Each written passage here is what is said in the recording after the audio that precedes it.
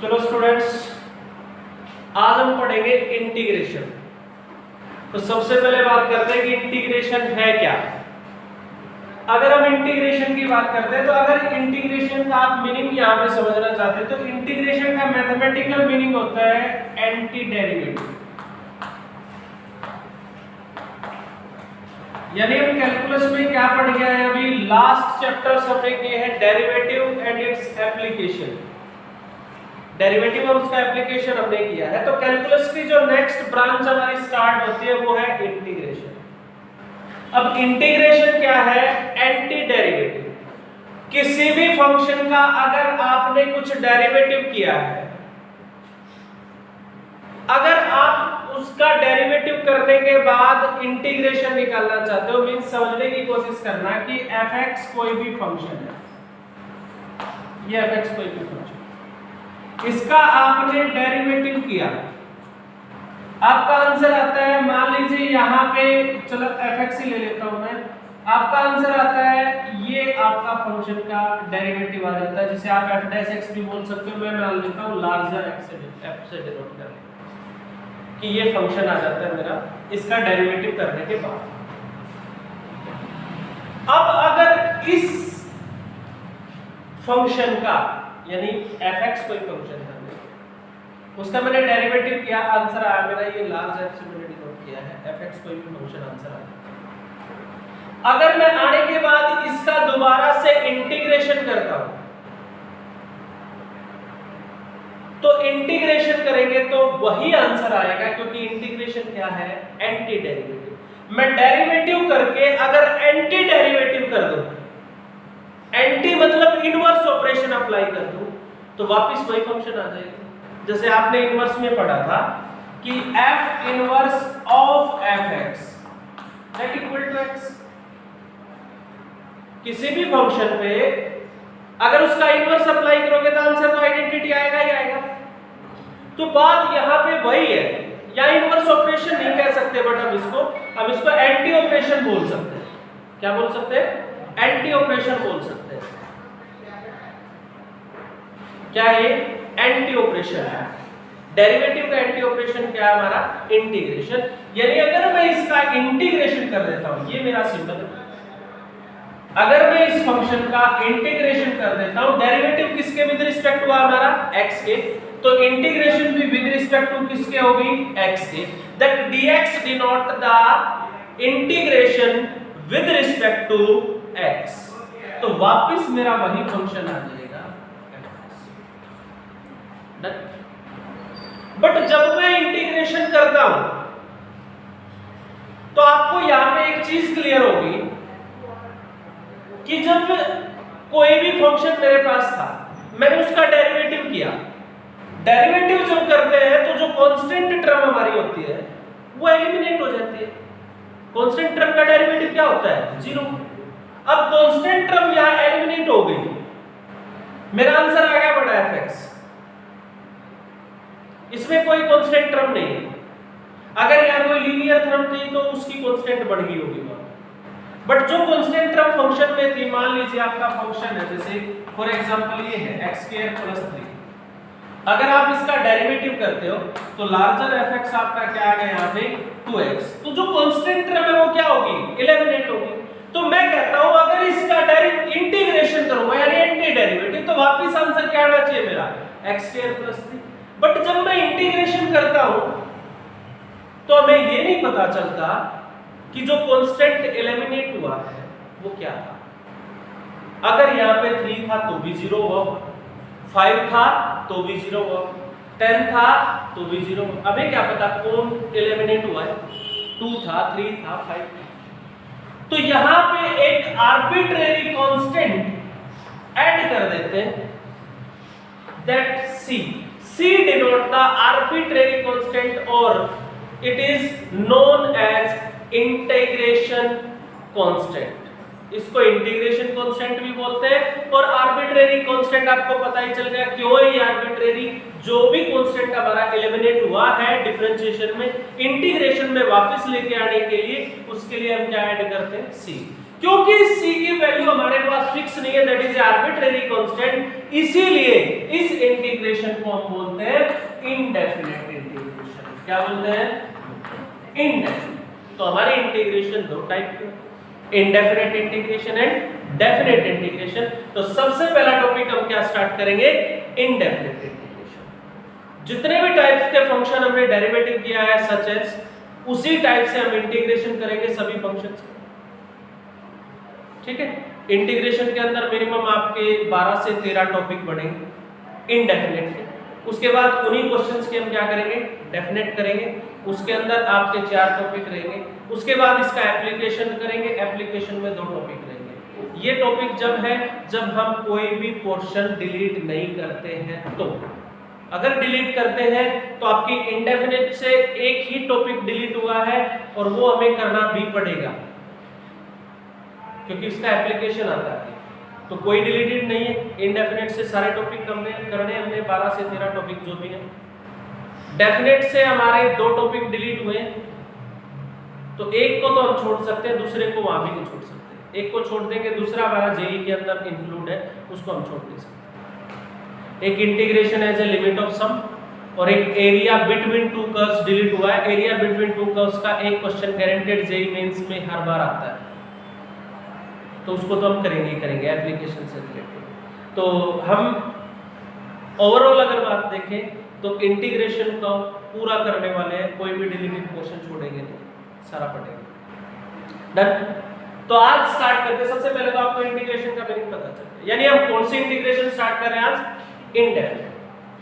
अब सबसे पहले इंटीग्रेशन का स्टार्टअप आपको पता ही चल गया, जब ये एंटी डेरिवेटिव है तो स्टार्टअप कौन करवाएगा? डेरिवेटिव करवाएगा। तो सबसे पहले स्टार्टअप कौन करवाएगा? डेरिवेटिव। तो शुरू करते हैं दोनों तरीकों से। लेफ्ट से भी स्टार्ट कर देता हूं मैं, राइट से भी स्टार्ट कर देता हूं। इधर से हम इंटीग्रेशन स्टार्ट कर रहे हैं अपने तरीके से, इधर से स्टार्ट कर रहे हैं एंटी डेरिवेटिव के तरीके से। सबसे फर्स्ट टॉपिक है जो इंटीग्रेशन का, वो है direct integration. Direct integration, integration function of direct integrable functions. सबसे फर्स्ट टॉपिक है कि कितने ऐसे फंक्शन हैं जिनकी आप डायरेक्ट इंटीग्रेशन कर सकते। आज का टॉपिक है, मिनिमम 2 लेक्चर में चलेगा कि कितने फंक्शंस के आप डायरेक्ट इंटीग्रेशन कर सकते हैं। जैसे डेरिवेटिव जब हम करते हैं तो केवल और केवल एक फंक्शन हमारा ऐसा था जिसका डेरिवेटिव डायरेक्ट नहीं हो पाया था, दैट इज वेरिएबल की पावर वेरिएबल। बाकी कोई भी फंक्शन आ जाए हम डायरेक्ट कर सकते हैं। सभी फंक्शन का अपना नेचर है, सभी को उनके अकॉर्डिंग किया था हमने। सबसे पहले होल पावर, फिर फंक्शन, फिर बेस एंगल, जो भी है। बट इंटीग्रेशन डायरेक्ट किसका होगा? सबसे पहला टॉपिक है, 2 पार्ट में डिवाइड कर देता हूं मैं कि डायरेक्ट इंटीग्रेशन किन फंक्शंस का होगा। सबसे पहला कि जो हम लास्ट में सीख के आए, एंटी डेरिवेटिव से, whether it is some formula of differentiation. अब आप एक बात बताइए मेरे को, अगर कोई डेरिवेटिव का फॉर्मूला आपको पता है, आपको किसी ने ये कह दिया कि इंटीग्रेशन बताओ cos x का, तो मैं कहूंगा मैं एंटी डेरिवेटिव निकाल लेता हूं, इंटीग्रेशन नहीं निकाल रहा, मैं बात को बदल देता हूं। क्या निकाल रहा हूं? Anti derivative. यानी मैंने इसीलिए 2 एरो लगाए हैं। ये तरीका मेरा कौन सा है? Anti derivative. और यहां अपने तरीके से अब क्या करेंगे? इंटीग्रेशन के फॉर्मूले बनाएंगे। इंटीग्रल्स भी बोलते हैं, आप समझ गए होंगे। यहां तो मैं अपने तरीके से बनाऊंगा, यहां एंटी डेरिवेटिव कि जब कोई फॉर्मूला, अभी हम पढ़ के आए हैं कि अगर कोई फंक्शन हम उसका डेरिवेटिव कर देते हैं तो अगर उसका दोबारा इंटीग्रेशन करेंगे तो वही फंक्शन आ जाएगा। तो इसका इंटीग्रेशन हमें बताना है। तो अगर मैं ये बता दूं तो ये किसका डेरिवेटिव है, तो इसका इंटीग्रेशन वही हो जाएगा। किसका डेरिवेटिव होता है? साइन का, means dy dx of sin x क्या होता है? cos x।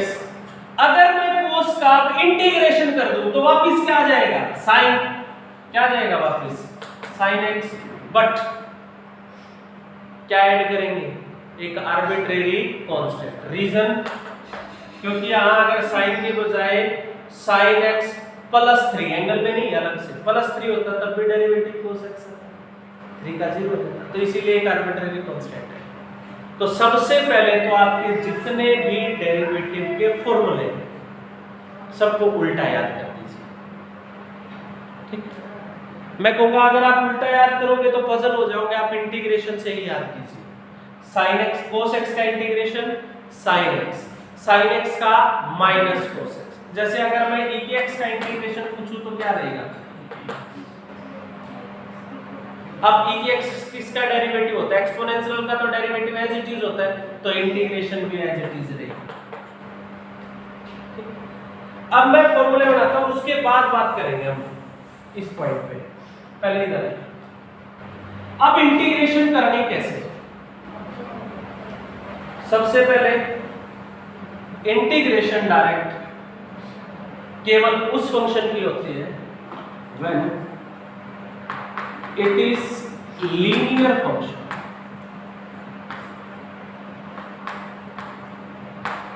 Of linear base and and. ध्यान दें, डायरेक्ट इंटीग्रेशन आप केवल उस फंक्शन का कर सकते हो जो लीनियर फंक्शन हो, लीनियर बेस का हो और लीनियर एंगल। आपको इंटीग्रेशन करना है sin x का कर सकते हो, बट आपको अगर किसी ने दे दिया sin स्क्वायर x तो डायरेक्ट इंटीग्रेशन नहीं होगा। आप इंटीग्रेशन कर सकते हो sin x का, आपको किसी ने दे दिया sin x square, angle linear नहीं है तो डायरेक्ट इंटीग्रेशन नहीं होगा। मेरी बात समझ रहे हो? आप इंटीग्रेशन कर सकते हो e की x का, अगर किसी ने दे दिया e की x का होल स्क्वायर, आप इंटीग्रेशन नहीं कर सकते। आप इंटीग्रेशन कर सकते हो x स्क्वायर प्लस 1 का, बट अगर किसी ने दे दिया x स्क्वायर प्लस 1 की पावर 2 3, डायरेक्ट इंटीग्रेशन नहीं कर सकते। लीनियर बेस नहीं रहेगा।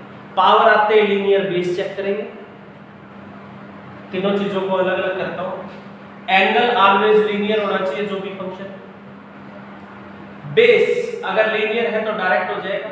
अगर पावर आ गई, जैसे ये था बेस, अगर पावर के विदाउट है तो किसी की भी कर सकते हो, बट पावर आ गई तो बेस कैसा होना चाहिए हमारा? लीनियर। मेरी बात समझ में आया? तो ऐसे फंक्शन की ही आप डायरेक्ट कर सकते हो, चाहे वो किसी भी नेचर का फंक्शन है, चाहे वो ट्रिग्नोमेट्री, चाहे वो एक्सपोनेंशियल है, चाहे वो लोगरिथम है, जो भी है, कि हम डायरेक्ट इंटीग्रेशन किसका कर सकते हैं? Weather it is linear function of linear base and linear angle, आप डायरेक्ट कर सकते हैं। यानी पहले ही टॉपिक में हम सभी फंक्शन का इंटीग्रेशन करेंगे, फिर केस बनाएंगे, केस स्टार्ट हो जाएंगे हमारे कि लीनियर ना हो तो कैसे करें। 2 पावर पे, 3 पावर पे, 4 पावर पे, 5 पावर पे, अलजेब्रिक हो गया। उसके बाद ट्रिग्नोमेट्री में ज़्यादा पावर हो तो क्या करेंगे? ट्रिग्नोमेट्री हो गया। उसके बाद ट्रिग्नोमेट्री में मल्टीप्लाई में आ जाए तो क्या करेंगे? डिवाइड में आ जाए तो क्या करेंगे? एक्सपोनेंशियल लोगरिथम में मल्टीप्लाई डिवाइड में आ जाए। ये केस हमारे चलते रहेंगे, यही हमारा टॉपिक होगा इंटीग्रेशन। तो चलो फर्स्ट टाइप को स्टार्ट करते हैं। ये आप राइट करेंगे साथ के साथ। पहली टाइप क्या हमारी? या तो वो डायरेक्ट कोई डिफरेंशिएशन का फॉर्मूला हो, या फिर linear function of linear angle and linear base का। तो अब इंटीग्रेशन लीनियर फंक्शन की करनी कैसे, ये देख लीजिए आप, क्योंकि लीनियर की डायरेक्ट कर सकते। तो लीनियर की इंटीग्रेशन आप कैसे कर सकते हो डायरेक्ट? सबसे पहले तो इसका मीनिंग आपको मैंने बताया कि integration with respect to x। इसका मीनिंग क्या है? Integration with respect to x। चलो अगर आपको सबसे पहले मैं लेता हूं कांस्टेंट, किसी भी कांस्टेंट का इंटीग्रेशन। इससे पहले हमें बात करनी पड़ेगी अलजेब्रा ऑफ इंटीग्रेशन। अलजेब्रा का मीनिंग कि दो फंक्शन हमारे पास आते हैं, एक फंक्शन है fx और एक फंक्शन है मेरा gx। जैसे हमारा अलजेब्रा डेरिवेटिव में आता कि अगर बीच में प्लस है और इस पूरे का मुझे क्या करना है इंटीग्रेशन, तो प्लस हो या माइनस हो तो इंटीग्रेशन हमारा अलग अलग हो जाएगा, fx का अलग और gx का अलग। यानी integration is reducible over addition and subtraction. Integration हमारे एडिशन और सब्ट्रैक्शन पे रिड्यूस हो जाएगी। प्लस पे दो फंक्शन है तो उसकी अलग और उसकी अलग, सिमिलरली माइनस। अब मल्टीप्लाई में डेरिवेटिव क्या यूज करता था, u इंटू वी। अब मल्टीप्लाई आता है तो हमारे इंटीग्रेशन पे यूज करेंगे u इंटू वी, जिसको प्रोडक्ट रूल बोलते हैं, जिसको बाय पार्ट्स बोलते हैं, इंटीग्रेशन बाय पार्ट्स। बट वो अभी नहीं हमारे पास, वो आपके पास टॉपिक आएगा, मैं समझाऊंगा कि कब यूज करना है। u बाय v का हमारे पास कोई मेथड नहीं है, उसको u इंटू वी से ही कर सकते हैं। तो आपको अभी क्या करना है, स्टार्टिंग में आप थोड़े दिन के लिए ये सोच लीजिए कि ना हमारे पास u इंटू वी है और ना हमारे पास u बाई वी है। करना है तो सीधा करना है, तभी आपके क्वेश्चन की प्रैक्टिस अच्छी होगी। फिर बाद में हम बताएंगे कि u इंटू वी से कैसे।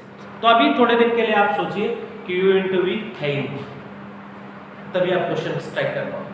डन। तो सबसे पहले तो अलजेब्रा। दूसरी बात, अगर कोई स्केलर मल्टीप्लाई में है किसी फंक्शन के साथ तो इंटीग्रेशन से स्केलर बाहर आ जाएगा, c इंटू एफ एक्स का इंटीग्रेशन हो जाएगा। डन। कोई स्केलर है मल्टीप्लाई में फंक्शन के साथ तो वो कहा जाएगा ना। चलो सबसे पहले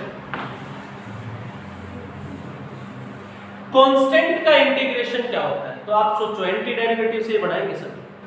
अब ये सोचो कि कांस्टेंट खुद किसका डेरिवेटिव था, लीनियर का।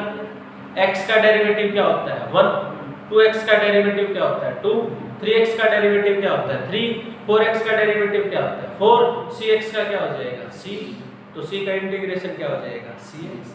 तो वापस जाओगे तो क्या आएगा cx प्लस आर्बिट्रेरी कांस्टेंट। मैंने जानबूझ के c यूज किया कांस्टेंट, तो आर्बिट्रेरी को बदल दीजिए, कुछ और रख लीजिए, क्योंकि आर्बिट्रेरी तो c रहा नहीं, c तो मेरा यूज्ड है, तो आर्बिट्रेरी कुछ और बोल दीजिए। क्या कह दिया मैंने इसको के आर्बिट्रेरी। साथ के साथ प्रैक्टिस करेंगे, फॉर्मूले आपके मैथ में है, आप वहां से भी लिख सकते हो। ये मैं कहता हूं कि प्रैक्टिस करेंगे साथ के साथ। 3x का इंटीग्रेशन क्या होगा, डेरिवेटिव होगा 3, इंटीग्रेशन नहीं होगा 3। ठीक है, मैं पूछता हूं 3 का इंटीग्रेशन 3x, 5 का with respect to x 5x, t का integration of t with respect to x tx, integration of 2 with respect to x 2x, integration of 5 5x, integration of p with respect to x px। समझ, थोड़ा सा mind में adjust कर लो, अभी differentiation पढ़ के आए हो कि कांस्टेंट का इंटीग्रेशन क्या होगा, वेरिएबल अप्लाई हो जाएगा। अब मैं थोड़ा सा चेंज करके पूछता हूं आपसे कि find integration of x dy।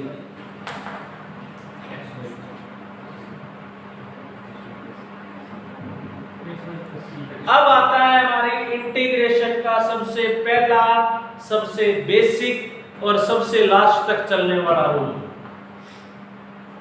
Integration with respect to x।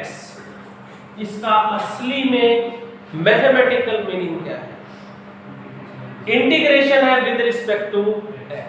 इसका मीनिंग है कि जिस वेरिएबल के विद रिस्पेक्ट हमारे इंटीग्रेशन है, इट एज्यूम्स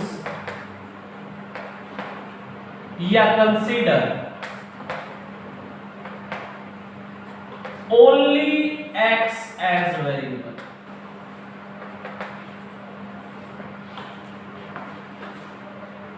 अगर हमें डेरिवेटिव करना हो y का विद रिस्पेक्ट टू x, तो वो क्या कंसीडर करता है उसको, डिपेंडेंट वेरिएबल।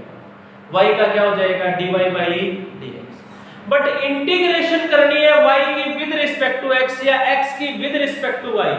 इंटीग्रेशन आपके विद रिस्पेक्ट टू x है तो ये केवल और केवल x को वेरिएबल मानेगा, इसके अलावा किसी को नहीं मानेगा, चाहे कोई कुछ भी हो। Integration with respect to y आ गया तो ओनली y को वेरिएबल मानेगा, बाकी सब उसके लिए क्या है constant. Integration with respect to z, z आ जाती है तो ओनली z को कंसीडर करेगा एज ए वेरिएबल, बाकी सभी कांस्टेंट। डिफरेंशिएशन की तरह है।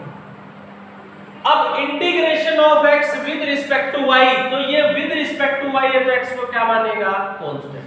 कांस्टेंट अब आप भेज देगा जाऊंगा। 1 का इंटीग्रेशन क्या होता है? अरे 1 का integration with respect to y, तो इसका आंसर आएगा xy प्लस c। किसके विद रिस्पेक्ट कर रहे हो आप? y के। कांस्टेंट का भी अभी तो बताया था, c का with respect to x cx। 1 का इंटीग्रेशन क्या होता है? x। 1 का इंटीग्रेशन क्या होता है? x with respect to x। 1 का integration with respect to y, 1 का integration with respect to z, 1 का integration with respect to t। तो x का विद रिस्पेक्ट टू y क्या हो जाएगा? xy। जैसे मैं पूछता हूं आपसे, integration of sin x with respect to z बताइए। अब ये sin x को तो ये क्या कंसीडर करेगा? कांस्टेंट। कहां भेज देगा इसको? बाहर। sin z बाहर भेज दिया इसने, sin x 1 का विद रिस्पेक्ट टू z, तो क्या आंसर आया?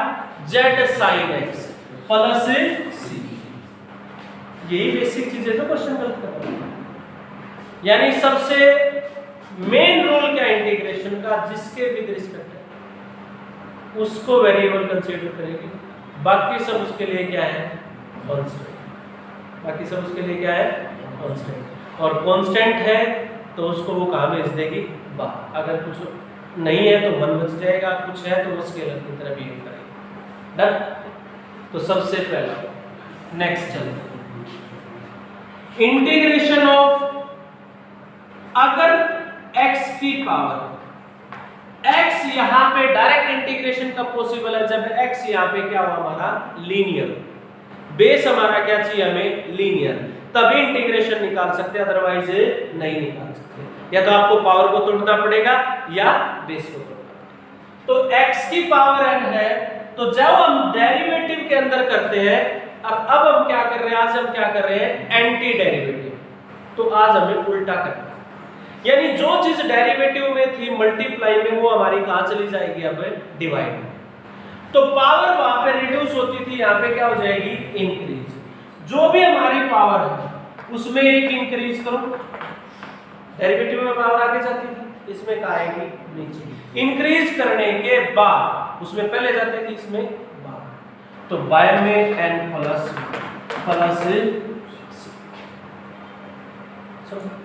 जैसे आपको इंटीग्रेशन निकालना है x क्यूब का, बोलिए x क्यूब का integration with respect to x की 4/4, x की पावर 5 का विद रिस्पेक्ट टू x की 6/6, x की 7 का विद रिस्पेक्ट टू x, बोलते जाओ, x की 8/8, x की 3 का विद रिस्पेक्ट टू y, बोलो जल्दी फटाफट। यही तो गलती करोगे, x cube with respect to y, ये तो कांस्टेंट हो गया, तो कांस्टेंट होगा, कहां भेज देगा? बाहर। x क्यूब को बाहर भेज दिया और 1 का y प्लस, थोड़ा सा चेंज, सब कुछ चेंज, समझ रहे हो? चलो, इसके बाद मैं कहता हूं जब तक बेस लीनियर है कोई दिक्कत नहीं। अगर लीनियर है तो इस तरीके से भी हो सकता है, ax प्लस b की power n। Done? ax plus b की पावर। अभी तक तो लीनियर है, लीनियर बेस हो, लीनियर एंगल हो और लीनियर फंक्शन हो तो हम कर सकते हैं। लीनियर फंक्शन हो, linear base and linear angle direct कर सकते हैं। तो इसकी तो डायरेक्ट कर सकते हैं, लीनियर बेस है ना, पावर नहीं। यही फॉर्मूला लगाएंगे, ax प्लस b की power n plus 1/n into, जब हम डेरिवेटिव करते थे तो बेस का नंबर आता था, सिमिलर यहां पे भी बेस का आएगा, बट बेस का इंटीग्रेशन करते टाइम बेस का डेरिवेटिव करते, एक सबसे ऊट-पटांग बात हो रही है हमारी, सबसे पजलिंग, कि when we integrating a function and its base is a linear or its angle is a linear function. But when we integrate its base or angle, then we have to do differentiation. हमें क्या करना है उसका differentiation. जैसे देखो मैंने power का किया n प्लस 1/n. जब बारी आएगी बेस की तो इंटीग्रेशन नहीं करना है. क्वेश्चन का तो हम क्या कर रहे हैं, इंटीग्रेशन. तो इंटीग्रेशन करते टाइम, हिंदी में बोल रहा हूँ, इंटीग्रेशन करते टाइम बेस का डेरिवेटिव होगा. इंटीग्रेशन करते टाइम बेस या एंगल का जब वो लीनियर है तो क्या होगा, डेरिवेटिव. याद रहेगा मैं क्या कहता हूँ, इसके बेस का अब डेरिवेटिव ax प्लस b का डेरिवेटिव a, बट वो मल्टीप्लाई में नहीं, कहाँ लेना है, डिवाइड. यानी आप ये बात को समझ लीजिए कि जब भी आप इंटीग्रेशन का क्वेश्चन कर रहे हो, बेस या एंगल जो आपके लीनियर है, अगर आपको उनका करने की जरूरत है तो बेस का ऑलवेज क्या होता है, डेरिवेटिव होता है. और वो कहाँ आएगा, डिवाइड. जैसे मैं अच्छा सा एक एग्जांपल देता हूं, sin 3x इसका डेरिवेटिव. अब सबको पता है, सॉरी इंटीग्रेशन, sin x का इंटीग्रेशन क्या होता है, माइनस cos x. क्या होता है बेटा, माइनस cos x. लेकिन जब तक एंगल लीनियर हम डायरेक्ट तो कर सकते हैं, बट इस एंगल का भी डेरिवेटिव करना पड़ेगा क्योंकि ये क्या है, 3x है. तो इस एंगल का हमें क्या करना पड़ेगा, डेरिवेटिव, ना कि इंटीग्रेशन. तो बाय में क्या आएगा, 3. जैसे एक्सपोनेंशियल है, आपको करना है e पावर 3x प्लस 4 का इंटीग्रेशन करना है. अब मुझे पता है अगर फंक्शन लीनियर है, एंगल लीनियर है, बेस लीनियर है तो मैं कर सकता हूं. अब एक्सपोनेंशियल का इंटीग्रेशन मेरा क्या होता है, सेम होता है एक्सपोनेंशियल का इंटीग्रेशन. इसका मुझे इंटीग्रेशन करना है तो एक्सपोनेंशियल का as it is e 3x plus 4. Exponential का इंटीग्रेशन e की x का क्या होता है, e की. बट जब बात एंगल की आएगी तो लीनियर तो है, बट मुझे उसका क्या करना पड़ेगा, अब डेरिवेटिव. तो 3x प्लस 4 का डेरिवेटिव 3 हमारा डिवाइड होता है. मेरी बात क्लियर हुई? यानी अगर आप इसको लिखना चाहो तो मैं जो बोल रहा हूं वो लिख सकते हो शुरू की आसानी से कि if fx has a linear angle और base, linear fx is a function of linear angle or base, in integration we have to differentiate its angle. In integration we have to differentiate its angle. कि last में हमें क्या करना पड़ेगा, function का integration होने के बाद इसके एंगल का क्या भी करना है, डिफरेंशिएट. और वो कहाँ आएगा, डिवाइड में आएगा. डन. चलो समझ में आ रहा है भाई आपको जो हम बात करें. तो पहली टाइप से इस तरह से आप सबके फॉर्मूले कर सकते हो, साइन का, कोस का, टेन. अब चलिए अलजेब्रिक हो गया, ट्रिग्नोमेट्री में बता दिया लीनियर. अब अगर आप ट्रिग्नोमेट्री में सोचो तो साइन का इंटीग्रेशन सीधा हो सकता है माइनस कोस एक्स, कोस का हो सकता है साइन. अगर हम सोचें कि टेन का इंटीग्रेशन क्या होगा, तो क्या टेन किसी का डेरिवेटिव था, वैसे बता तो था मैंने डेरिवेटिव में कि टेन इंटीग्रेशन होता है. कोट भी कोट भी डेरिवेटिव होता है किसी का, लोग साइन एक्स का. बट डायरेक्ट किसी को याद है तभी तो यूज करेगा. तो अगर याद है तो यूज कर सकते हैं, नहीं तो अगले जो टॉपिक आएगा उसमें हम इसको और अच्छे से ओपन करके करेंगे. ठीक है, तो आपको इस तरीके से करना है. यानी फर्स्ट टॉपिक आज का हमारा ये है कि डायरेक्ट इंटीग्रेशन किस फंक्शन का कर सकते हैं, वो linear function of linear base and linear angle, या फिर वो डेरिवेटिव का कोई फॉर्मूला. अब मैं इसको बीच में कुछ छोड़ गया था, आप लिखूंगा. आपको इंटीग्रेशन करना है 1/1 प्लस एक्स स्क्वायर का, इसका इंटीग्रेशन. अब ये ना तो लीनियर फंक्शन है ना इसका बेस लीनियर, तो इसका इंटीग्रेशन नहीं हो सकता. लेकिन ये बेचारा एक डिफरेंशिएशन का फॉर्मूला है. किसका डेरिवेटिव होता था ये, tan इनवर्स x का, तो इसका इंटीग्रेशन क्या हो जाएगा tan इनवर्स। तो आपको सबसे पहले दिमाग में यही घुमाना है कि डिफरेंशिएशन के फॉर्मूले क्या है, क्योंकि उनका उल्टा सोच के हम क्या कर सकते हैं इंटीग्रेशन, चाहे वो लीनियर हो चाहे ना हो, कोई लेना नहीं। लेकिन अगर डिफरेंशिएशन का फॉर्मूला नहीं है तो पहले टाइप यहां से शुरू करोगे कि वो linear function of linear base and linear angle. पहले करते हैं बिल्कुल सीधे सीधे इंटीग्रेशन, जो बिल्कुल लीनियर फॉर्म में लीनियर बेस और लीनियर एंगल के साथ। चलिए स्टार्ट करें।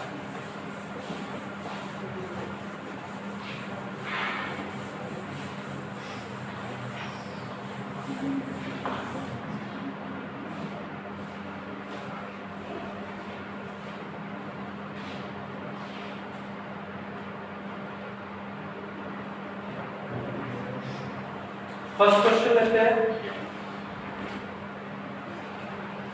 Integration of 1 bye 3x plus 2 की पावर 1 बाय,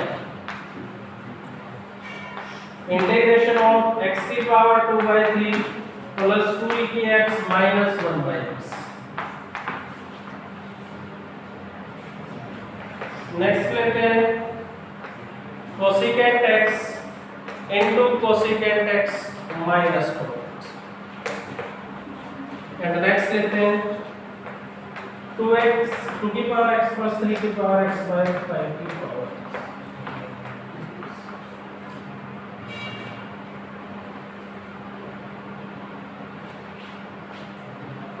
चलिए सबसे पहले इसका इंटीग्रेशन करना स्टार्ट करते हैं।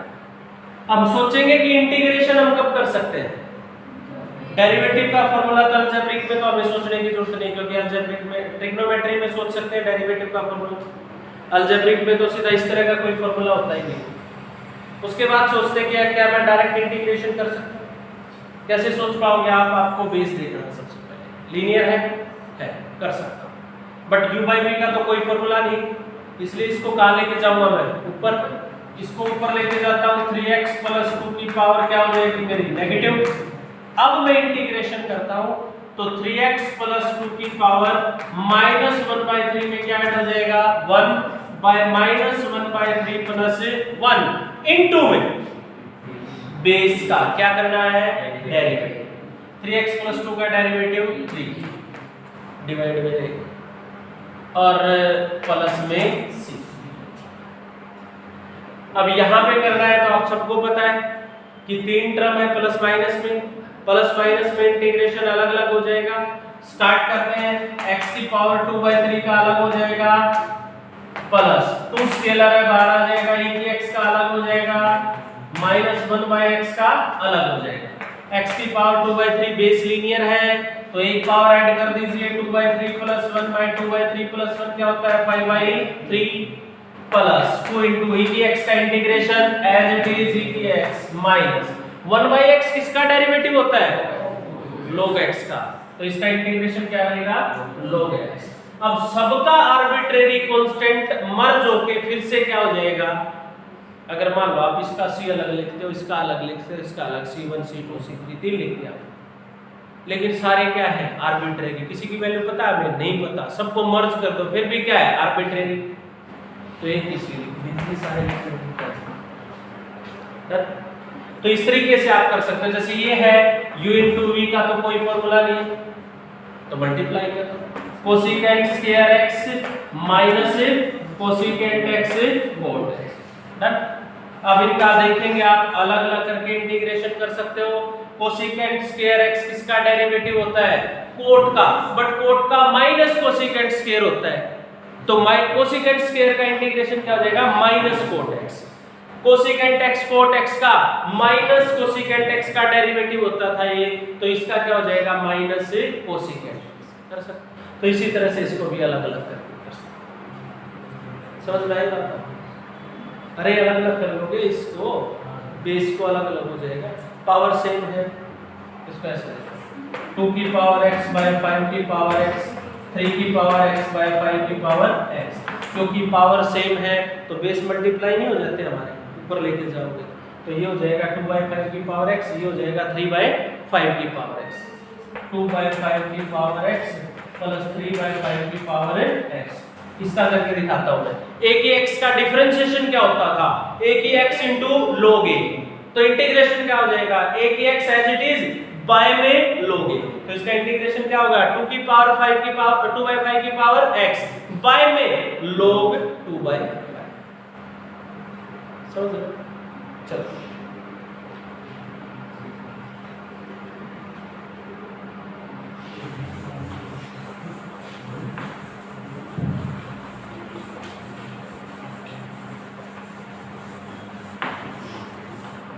Next, x plus 1 whole cube by x square, x plus 1 by x into x square plus 1 by x। अब इंटीग्रेशन करना है। अब u by v का तो कोई फॉर्मूला नहीं, इसका बेस लीनियर है बट नीचे तो क्या है? x स्क्वायर, तो डायरेक्ट इंटीग्रेशन पॉसिबल है नहीं है तो अलजेब्रिक तरीके लगाएंगे, इंटीग्रेशन नहीं करेंगे, पहले इसको रिड्यूस करेंगे। पहले मैं इसका क्यूब करता हूं, a cube plus b cube plus 3a square b plus 3ab square by में x स्क्वायर। अब भी कोई फॉर्मूला नहीं है u by v का। अब मैं एलसीएम को क्या कर देता हूं? अलग अलग कर देता हूं। इसके नीचे करता हूं तो क्या आएगा? x, next 1 by x square, next plus 3, next plus 3 by x। x का इंटीग्रेशन अब हो जाएगा सबका अलग अलग। x का integration x square by 2 1 by x square का। ये कुछ चीजें आपको याद रखनी है डायरेक्ट। क्या 1 बाय x स्क्वायर किसी का डेरिवेटिव होता था but minus 1 by x square, तो माइनस से हमें टेंशन लेने की जरूरत नहीं। किसका होता था? 1 बाय x का, तो इसका इंटीग्रेशन कौन हो जाएगा? 1 बाय x। ये याद रखना आपने, 1 बाय x स्क्वायर का इंटीग्रेशन क्या होगा? Minus 1 by x plus c। Similarly 1 by 2 root x किसी का डेरिवेटिव होता था किसका होता था? रूट x का, तो 1 बाय रूट x का इंटीग्रेशन हो जाएगा 2 रूट x, जो 1 बाय 2 इधर का वो मल्टीप्लाई हो जाएगा। ये दो और आप याद रखेंगे, बहुत ज्यादा यूज करेंगे हम इनका, बार-बार यूज करेंगे, इसलिए इनको भी माइंड में रखें। डन? तो इस तरीके से 1 बाय x स्क्वायर का माइनस 1 बाय x, 3 का इंटीग्रेशन 3x, और 3 बाय x का 3 स्केलर बार 1 बाय x का क्या होता है? log x plus c। Similar यहां भी u into v का कोई फॉर्मूला नहीं है हमारा, कोई फॉर्मूला नहीं है, तो हम क्या करेंगे? मल्टीप्लाई कर देंगे। x के साथ करोगे x क्यूब, इसके साथ करोगे 1 बाय x, इसके साथ करोगे x, इसके साथ करोगे 1 बाय x। x क्यूब का x की 4 बाय 4, 1 बाय x का log x का 1, इसको ऊपर ले जाके कर लीजिए पावर -3, या डायरेक्ट भी कर सकते हो। -3 में 1 ऐड करोगे -2 बाय -2 प्लस, ठीक है? x का